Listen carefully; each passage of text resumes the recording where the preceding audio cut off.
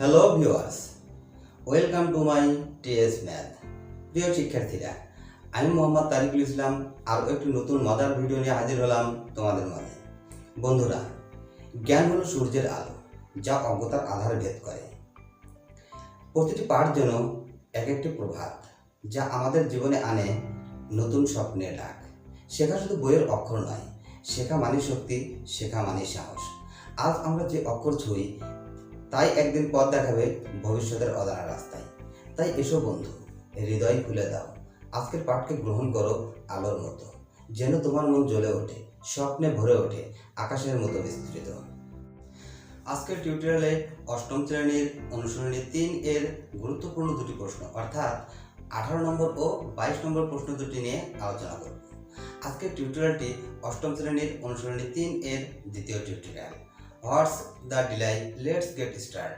তুমি যদি এখন আমার চ্যানেলটি সাবস্ক্রাইব করে না থাকো, সাবস্ক্রাইব বাটন চাপ দাও আর পাশে থাকা ঘন্টাটি বাজিয়ে দাও, যেন কোনো ম্যাথ ম্যাজিক মিস না করো। প্রিয় শিক্ষার্থীরা, তোমরা দেখতে পাচ্ছ বোর্ডে 18 নম্বর প্রশ্নটি আমি উঠিয়ে রেখেছি। প্রশ্নটি লেখা আছে, স্বর্ণ পানির তুলনায় 19.3 গুণ ভারী।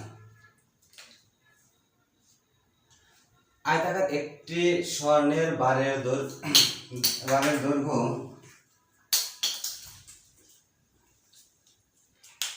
7.8 সেন্টিমিটার, প্রস্থ 6.4 সেন্টিমিটার এবং উচ্চতা 2.5 সেন্টিমিটার।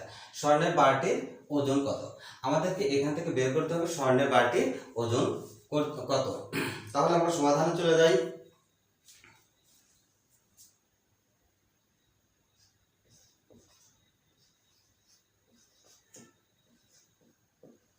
দেওয়া আছে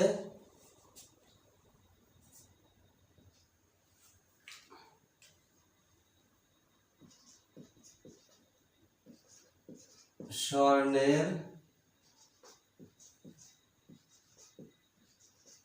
বারের দৈর্ঘ্য 7.8 সেন্টিমিটার, 7.8 সেন্টিমিটার। স্বর্ণের বারের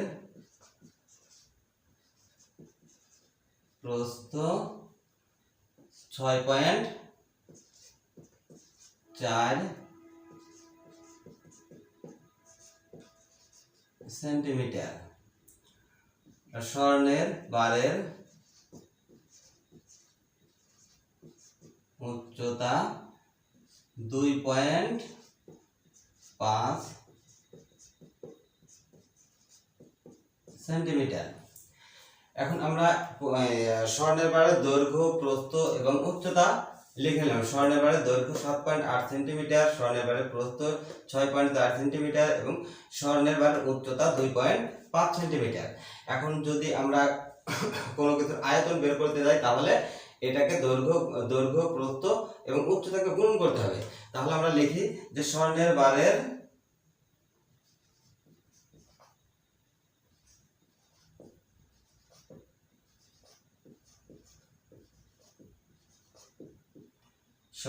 বারের আয়তন সমান সমান 7.8 গুণন 6.4 গুণন 2.5।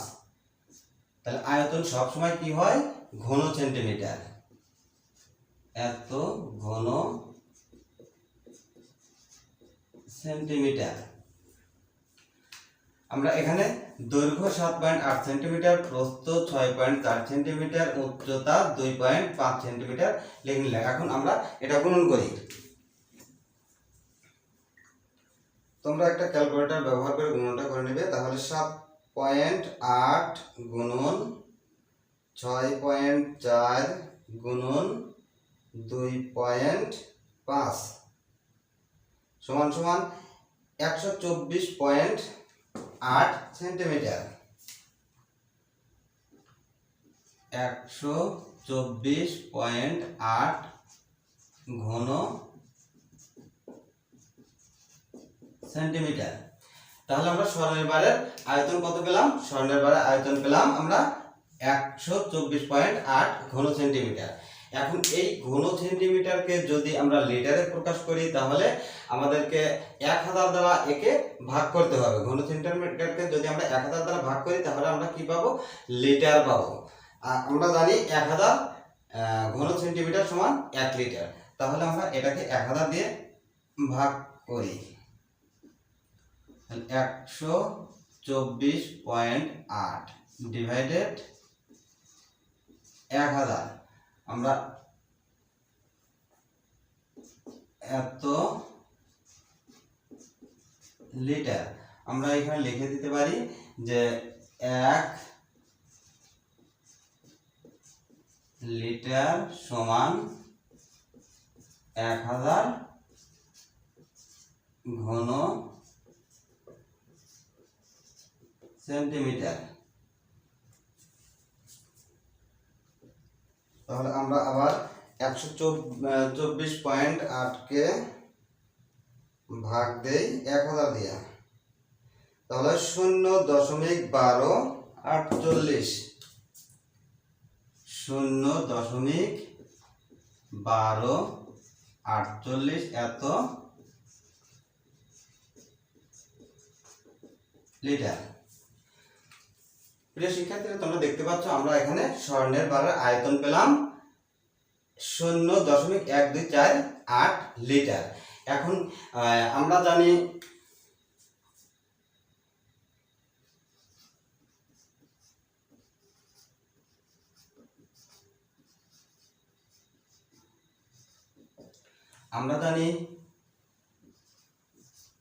এক লিটার বিশুদ্ধ পানির ওজন সমান সমান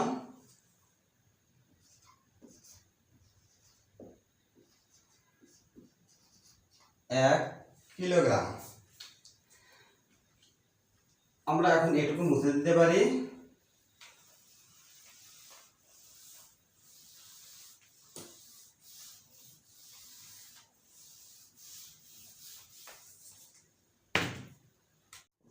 এবং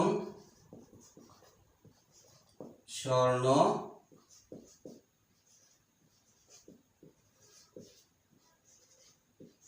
পানির তুলনায় 19.3 গুণ ভারী। তাহলে আমরা জানি যে 1 লিটার বিশুদ্ধ পানির ওজন 1 কিলোগ্রাম এবং স্বর্ণ পানির তুলনায় 19.3 গুণ ভারী। তাহলে স্বর্ণের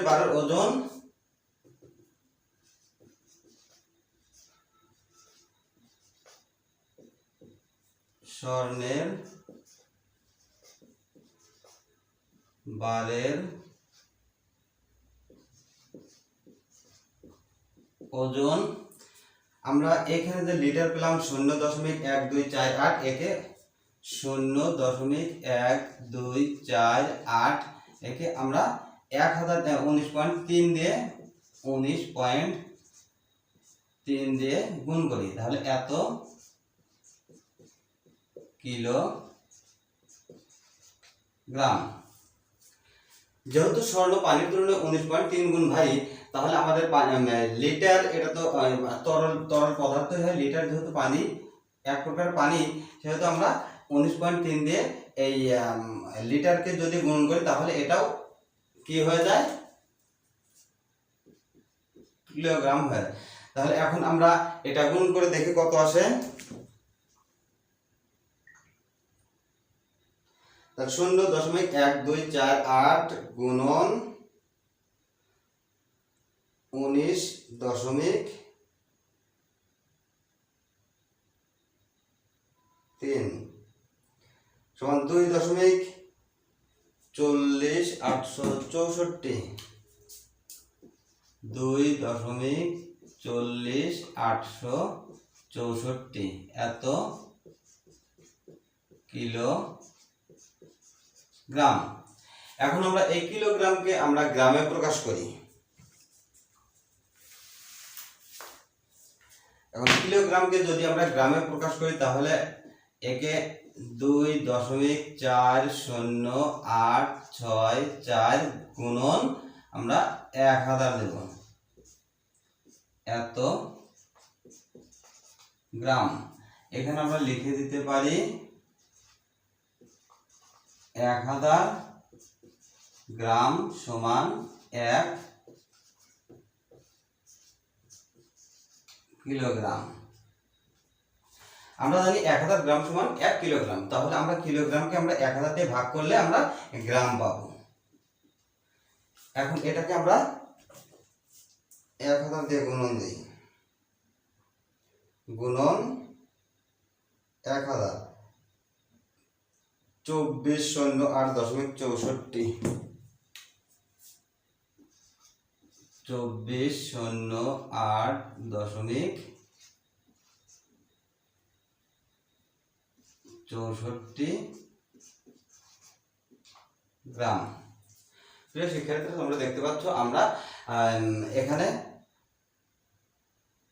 স্বর্ণের বারটির ওজন কত, স্বর্ণের বারটির ওজন আমরা পেলাম 2408 মানে 2408.64 গ্রাম, মানে 64 গ্রাম। তাহলে আমরা প্রথম অঙ্কটার সমাধান আমরা করে পেলাম। আমরা ওখানে উত্তর লিখতে পারি 2408.64 গ্রাম। অঙ্কটিতে যদি তোমাদের কোনো সমস্যা থাকে, যদি কোনো জায়গায় তোমাদের বুঝতে অসুবিধা হয়, তাহলে তোমরা আমাকে কমেন্টে জানাতে পারো। এখন আমরা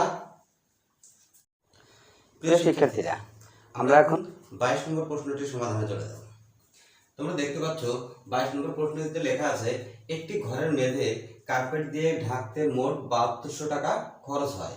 ঘরটির প্রস্থ 3 মিটার কম হলে 576 টাকা কম খরচ হতো। ঘরটির প্রস্থ কত? তাহলে এখানে আমাদেরকে বের করতে হবে ঘরটির প্রস্থ কত। তাহলে আমরা সমাধানে যাই। এখানে প্রশ্নে আরো একবার পড়ি, একটি টাকা খরচ হয়, ঘরটির প্রস্থ 3 মিটার কম হলে 576 টাকা কম খরচ হতো। তাহলে এখানে বুঝতে হবে যে প্রস্থ যদি 3 মিটার কম হয় তাহলে 576 টাকা খরচ কম হয়। তার মানে এখানে বোঝা যাচ্ছে যে 576 টাকা খরচ হয় 3 মিটারে। তাহলে আমরা এইভাবে লিখতে পারি যে 576 টাকা খরচ হয়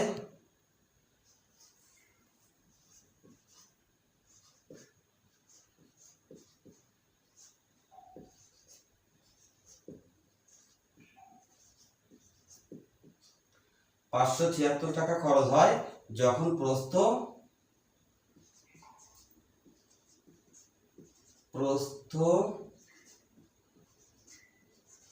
যখন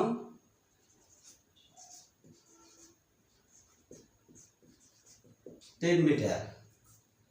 অতএব 1 টাকা খরচ হয় প্রস্থ যখন, তাহলে 3/576 মিটার। অতএব 7200 টাকা খরচ হয় প্রস্থ যখন 3 গুণন 7200 ডিভাইডেড 576 এত মিটার। এখন দেখো এখানে 576 টাকা খরচ হয় প্রস্থ যখন 3 মিটার। তাহলে 1 টাকা খরচ হয় প্রস্থ যখন, 1 টাকা খরচ হলে তাহলে প্রস্থ আমাদের কমে আসবে, এই জন্য আমরা কম হলে ভাগ হয়, এই জন্য আমরা 3 উপরে দিয়ে নিচে 576 দিয়েছি। এখন 7200 টাকা, 7200 টাকা খরচ হয় প্রস্থ যখন, এখন এইখানে টাকা যখন বেড়ে গেছে এখানেও তখন মিটারটাও বেড়ে যাবে। তাহলে 7200 টাকা খরচ হয় প্রস্থ যখন, তাহলে বেশি হলে উপরে গিয়ে গুণন হয়, তাহলে 3 গুণন 7200 ডিভাইডেড 576। এখন আমরা এখানে কাটাকাটি করতে পারি, যদি 3 দিয়ে 576কে কাটি তাহলে 3 1957 আর 3 দুগুণে 6। এখন এই 192কে আমরা 2 দিয়ে কাটি, 2 দিয়ে কাটলে 9 দুগুণে 18, আর এখানে আছে 19 আর আমার আছে 18, তাহলে থাকে কত 1।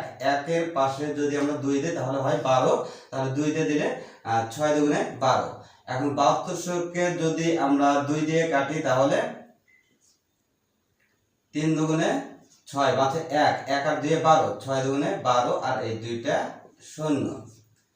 এখন 96-কে আমরা 48 দিয়ে কাটি, 48 দুগুণে 96, আর 3600-কে যদি 48 দিয়ে ভাগ করি তাহলে আমরা ভাগ করে দেখি, 3600 ভাগ হলো 48, তাহলে এখানে 2 3 আমরা 7 বার দিই, 7 8 56, 6 হাত থাকে 5, 4 7 28, আর 5 33, 6 এর বদল 10, 4 হাত থাকে 1, 3 আর 1 4, 4 এর বদল 6 2, আনলাম 0 এটা। এখন 5 বার দেই, 5 8 40 এর 0 হাত থাকে 4, 4 5 20, আর 4 এ 24, তাহলে এখন আমাদেরকে মিলে গেছে, তাহলে 48 3600 এর ভিতর 75 বার যায়, তাহলে আমরা 3600 কেটে দিয়ে আমরা এখানে 75 লিখতে পারি।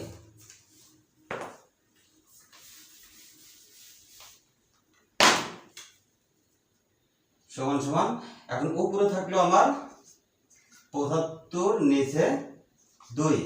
এখন উপরে লব যেহেতু বড় তাহলে আমাদেরকে ভাগ করতে হবে,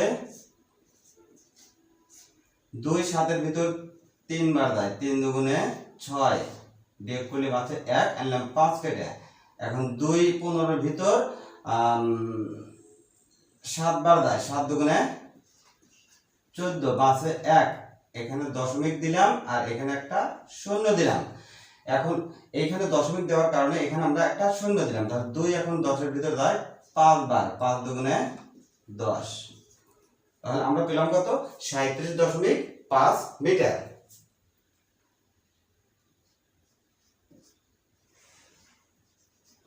উত্তর 37.5 মিটার। প্রিয় শিক্ষার্থীরা, আজকের পাঠ শেষ হলেও জ্ঞানের যাত্রা থেমে থাকে না। শেখা এক অবিরাম নদী, যতই এগোবে ততই সে দেবে তোমায় অমূল্য রত্ন। মনে রেখো, জ্ঞানই মানুষের প্রকৃত অলংকার, যা কেড়ে নেওয়া যায় না কোনোদিন। জ্ঞানই তোমার সাহস, জ্ঞানই তোমার আশ্রয়, জ্ঞানই তোমার দীপ্ত ভবিষ্যৎ। তাই এগিয়ে চলো, প্রতিটি দিন হোক শেখার দিন, প্রতিটি মুহূর্ত হোক আলোর মুহূর্ত। তুমি তো শিখছো, এটাই তোমার বিদায়।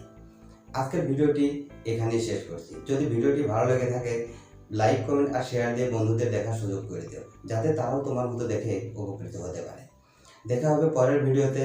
সে পর্যন্ত ভালো থেকো, সুস্থ থেকো, আর গণিতকে গড়ে তোলো তোমার সবচেয়ে প্রিয় বিষয়। আল্লাহ হাফেজ।